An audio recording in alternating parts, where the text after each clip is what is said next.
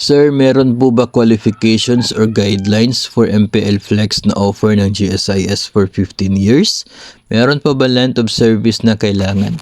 MPL Flex na mayroong loan term maximum of 15 years. Ito po yung existing loan sa ngayon ng GSIS MPL.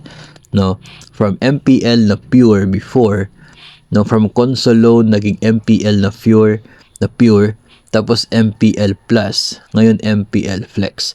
Yung 15 years na loan term na yan, yung requirement po niyan ay dapat mayroon kang at least 10 years of paid premiums.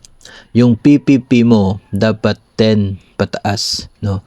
Pag 10 pataas yung PPP, eligible ka sa 15 years na loan term. Yun po yung requirement niya. Kapag below 10 yung inyo pong PPP, I guess 6 years, no? Parang 6 years yung kaniyang loan term na pwede mong ma-avail. So yun po yung requirement doon sa MPL Flex. Again, wag po nating isipin na ito po ay yung inaasahan na expanded MPL Flex. Iba po yun. Iba po yung kasalukuyan na offer na pinag-uusapan natin dito, yung MPL Flex na available ngayon sa inyo pong GSIS Touch. Wala po kayong mababasang flex dyan. Talagang multipurpose loan lang. Kasi multipurpose loan naman talaga siya.